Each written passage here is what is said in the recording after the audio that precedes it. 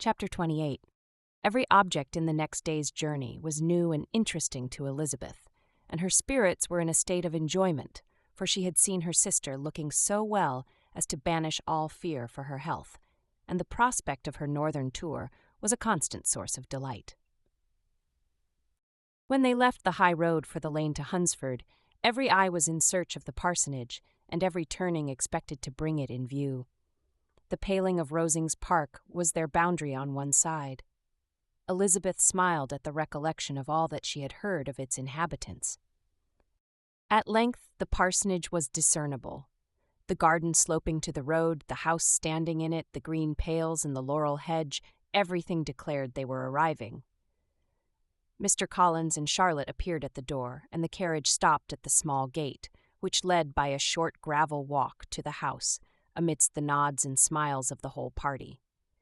In a moment they were all out of the chaise, rejoicing at the sight of each other. Mrs. Collins welcomed her friend with the liveliest pleasure, and Elizabeth was more and more satisfied with coming when she found herself so affectionately received. She saw instantly that her cousin's manners were not altered by his marriage.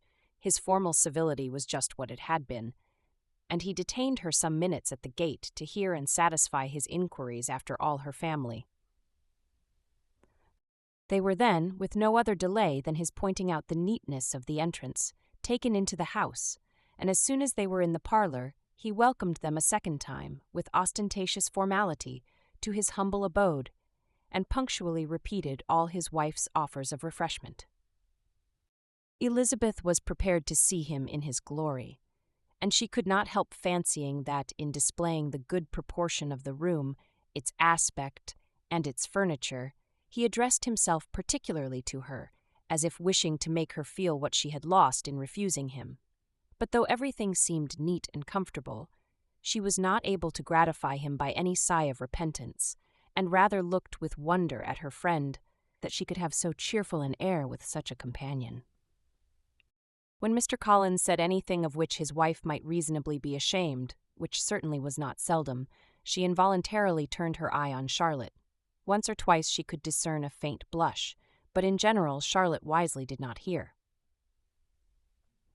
After sitting long enough to admire every article of furniture in the room, from the sideboard to the fender, to give an account of their journey and of all that had happened in London, Mr. Collins invited them to take a stroll in the garden, which was large and well laid out, and to the cultivation of which he attended himself. To work in his garden was one of his most respectable pleasures, and Elizabeth admired the command of countenance with which Charlotte talked of the healthfulness of the exercise, and owned she encouraged it as much as possible. Here, leading the way through every walk and crosswalk, and scarcely allowing them an interval to utter the praises he asked for, every view was pointed out with a minuteness which left beauty entirely behind. He could number the fields in every direction, and could tell how many trees there were in the most distant clump. But of all the views which his garden, or which the country or the kingdom could boast, none were to be compared with the prospect of Rosings, afforded by an opening in the trees that bordered the park nearly opposite the front of his house. It was a handsome modern building, well situated on rising ground. From his garden, Mr. Collins would have led them round his 2 meadows, but the ladies, not having shoes to encounter the remains of a white frost, turned back, and while Sir William accompanied him, Charlotte took her sister and friend over the house, extremely well pleased, probably, to have the opportunity of showing it without her husband's help. It was rather small, but well built and convenient, and everything was fitted up and arranged with a neatness and consistency of which Elizabeth gave Charlotte all the credit. When Mr. Collins could be forgotten, there was really a great air of comfort throughout, and by Charlotte's evident enjoyment of it, Elizabeth supposed he must be often forgotten. She had already learnt that Lady Catherine was still in the country. It was spoken of again while they were at dinner, when Mr. Collins, joining in, observed, "Yes, Miss Elizabeth, you will have the honour of seeing Lady Catherine de Bourgh on the ensuing Sunday at church, and I need not say you will be delighted with her. She is all affability and condescension, and I doubt not but you will be honored with some portion of her notice when service is over. I have scarcely any hesitation in saying that she will include you and my sister Maria in every invitation with which she honors us during your stay here.